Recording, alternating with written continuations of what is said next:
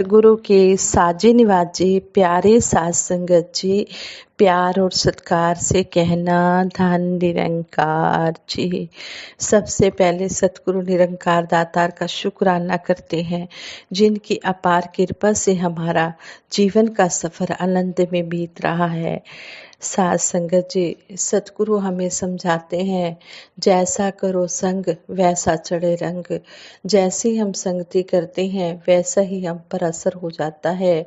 संपूर्ण हरदेव वाणी में सतगुरु बाबा हरदेव सिंह जी महाराज भी इस शब्द द्वारा हमें समझा रहे हैं, संतों का संग करने वाला सज्जन बन जाता है और बुरों का संग करने दुर्जन का संग करने वाला दुर्जन बन जाता है। जैसे कोई संगति करता है वैसा ही उस पर असर हो जाता है। जो संतों महापुरुषों का संग करता है वो सत्संगी बन जाता है। इस तरह सत्संग पर ही आधारित, संगति के असर पर ही आधारित दासी आप जी के चरणों में विचार शेयर करने जा रही है। आप जी परवान करें, अगर कोई गलती हो जाए तो क्षमा करें। साध संगत जी कहते हैं, एक संत हमेशा लोगों का भला करने में लगे रहते थे, लेकिन कुछ बुरे स्वभाव के लोग उन्हें दुख दिया करते थे। एक दिन जब संत जी मंदिर में पूजा करके अपने घर वापस लौट रहे थे, तो एक दुष्ट आदमी उनके पास आकर कुछ अटपटा बोलने लगा। संत ने उसे प्यार से समझाने की बहुत कोशिश की, मगर वह तो अटपटा ही बोलता रहा। कुछ देर तक उसकी बातें सुनने के बाद संत जी अपने घर की ओर चले, तो वह आदमी भी अटपटा बोलता हुआ उनके पीछे पीछे चलने लगा। जब घर आ गया तो संत बोले, भाई अब तू मेरे घर ही रह, ताकि ऐसी बातें सुनने के लिए, ऐसी बातें बोलने के लिए तुझे चलकर न आना पड़े। वह आदमी सचमुच संत के घर रहने के लिए तैयार हो गया। वहां रहकर संत का उच्च जीवन देखकर यह बड़ा शर्मिंदा हुआ। उसके बाद तो वह वहीं रहकर संत जी की सेवा भी करने लगा। एक दिन संत बोले, भाई अब तू अपने घर जा। उस आदमी ने कहा, नहीं संत जी, मुझे यहीं रहने दीजिए। संत कहने लगे, ठीक है, तेरी इच्छा है तो भले रह, पर शर्त यह है कि जब मैं कुछ बुरा काम करूं तो तू मुझे गाली अवश्य दिया करना। यह बात सुनकर उस आदमी की आंखों में आंसू आ गए। उस आदमी का जीवन बदल गया, क्योंकि उसने संत का संग किया। कहते हैं कि संतों महापुरुषों का संग करने से अच्छे विचार आते हैं, क्योंकि संत महापुरुष खुद ही अच्छे स्वभाव के होते हैं, सबका भला मांगते हैं। तो जिस तरह कोई जैसा संग करता है वैसा ही उस पर असर तो हो ही जाता है। सतगुरु माता सुदीक्षा जी महाराज भी हमें हर पल यही समझाते हैं कि हमने सत्संग अवश्य करनी है।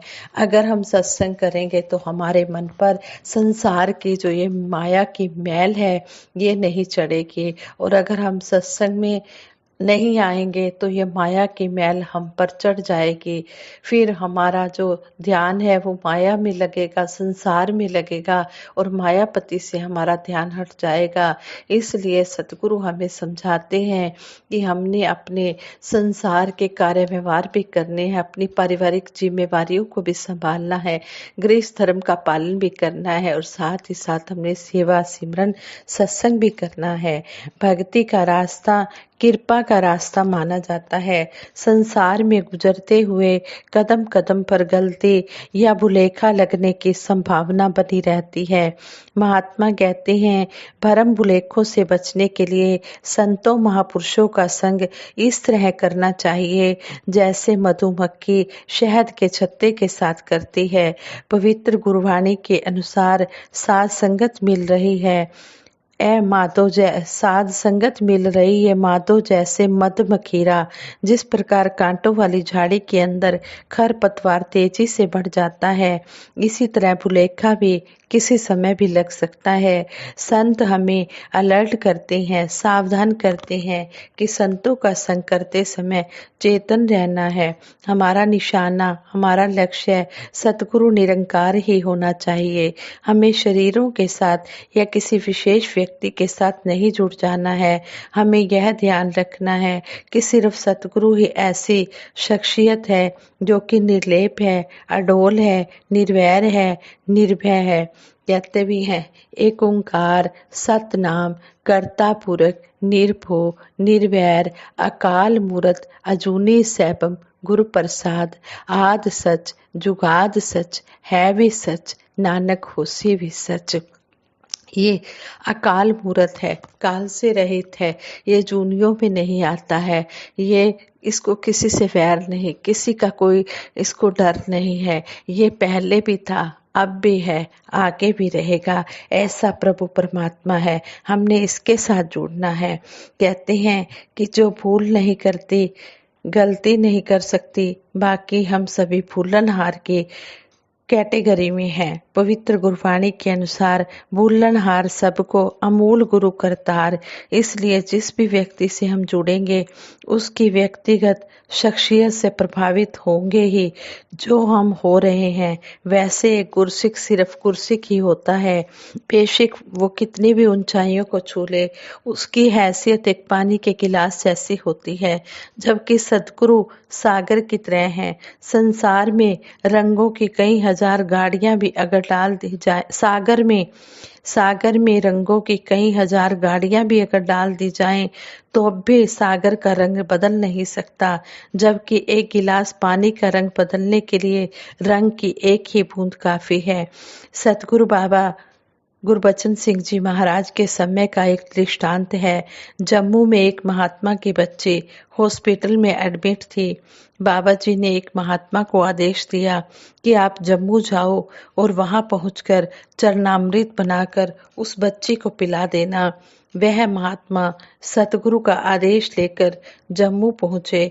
संतों के काम तो सतगुरु ने करने ही होते हैं। गुरसिख तो सिर्फ गुरु के वचनों की संभाल करते हैं, सतगुरु के हुक्म को मानते हैं।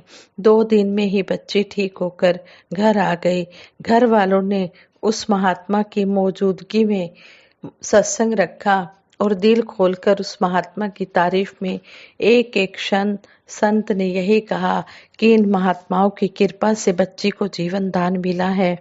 सतगुरु निरंकार साथ संगत की कृपा का जिक्र ना हुआ। जब विचार हुए उस संत को समय मिला विचार करने के लिए, तो उन्होंने कहा महापुरुषों, सारी कृपा सतगुरु निरंकार की है। हमें किसी प्रकार का भुलेखा नहीं रखना, इसमें मेरा कोई रोल नहीं है। यह ध्यान रहे कि करण करावनहार सतगुरु निरंकार है। अगर आप यह मानते हैं कि बच्ची मेरे कारण ठीक हुई है तो मेरे ही परिवार का एक मेंबर हॉस्पिटल में एडमिट है। अगर मैंने ही ठीक करना होता तो पहले उसको ठीक करके फिर मैं आपके पास आता। यहाँ यह ध्यान रखना होगा कि जब भी हम किसी व्यक्ति विशेष की तारीफों में लग जाते हैं या उसके साथ कुछ ज्यादा ही जुड़ते हैं तो उस समय पूर्ण रूप से या सूक्ष्म रूप से हमारा ध्यान निरंकार सतगुरु से कब हट जाता है, हमें पता ही नहीं चलता कि किसी के सामने उसकी प्रशंसा करके हम दूसरे के लिए भी डोलने वाली सिचुएशन पैदा कर रहे होते हैं। इसलिए सही तो यही होगा कि जब भी हम किसी संत में गुरमुत की ऊंचाई देखें तो मन में यह महसूस करें कि यह सतगुरु की कृपा और आशीर्वाद है जो इस संत के माध्यम से प्रभावी हो रहा है। जो हमें अच्छा लग रहा है वह गुरु की कृपा का ही स्वरूप है। अगर आप निरंकार सतगुरु को अपने मन में सबसे ऊपर स्थान देंगे तो कभी भी आपको यह महसूस नहीं होगा कि मुझे इस संत के साथ बैठकर आनंद आ रहा है या उस संत के साथ नहीं आ रहा है। फिर तो जो भी घट गुरु का यश करेगा उसके साथ आनंद ही आएगा। अगर हमारा लगाव निरंकार सतगुरु से है तो फिर किसी भी स्थान का, देश का, शरीरों का, भाषा का, पहनावे का कोई भी हमारे ऊपर प्रभाव नहीं पड़ेगा। ज़रूरत है हमें अपने मन में झांकने की कि मुझे खुशी किसी खास व्यक्ति से मिलकर होती है या हर संत से मिलकर होती है। गुरमत अगर व्यक्तिगत लगावों से मुक्त है तो कहीं भी कोई भी किसी तरह का खतरा नहीं है। फिर हमेशा अपने उत्थान की, अपनी उन्नति की संभावनाएं बनी रहेंगी कि हम भक्ति में बढ़ोतरी करेंगे। अब हमें यह देखना है कि हमारा लगाव किससे है, हमारा झुकाव किधर है, निरंकार सतगुरु के प्रति है या किसी और स्वार्थ में छिपा हुआ है। अगर हमारा सतगुरु निरंकार में ध्यान है तो सही मायनों में हम भक्ति कर पा रहे हैं। और अगर सत्संग में बैठे बैठे भी हमारा ध्यान दुनियावी कामों की तरफ है, दुनियावी लोगों की तरफ है, या फिर हम ये देख रहे हैं तो फलां संत है, ये फलां है, नहीं, हमने शरीरों से ऊपर उठकर सुख दुख हानि लाभ यश अपयश से ऊपर उठकर भक्ति करते चले जाना है। और सतगुरु निरंकार दातार से यही अरदास करनी है कि हे सच्चे पातशाह, जिस तरह आप जी ने भक्ति का रास्ता हमें दिखाया है, संतों महापुरुषों का संग दिया है, संतों महापुरुषों की संगत सबसे ऊंची बताई है, इसी तरह हमें संतों महापुरुषों के साथ बिठाना, इसी तरह हमें ज़्यादा से ज़्यादा सेवा सिमरन सत्संग करने का बल बख्शना। आप जी की कृपा से ही ये सब होता है। मेरी ताए हिम्मत नहीं है, तेरी मेहर शुमार करा, जान भी है ता तेरी है, मैं केड़ी जान निसार करा। साथ संगत ये विचार करते हो बहुत सी गलतियां भी हुई होंगी, उन गलतियों के लिए आप जी क्षमा कर देना और आगे के लिए शुद्ध विचार करने की क्षमता बख्शना।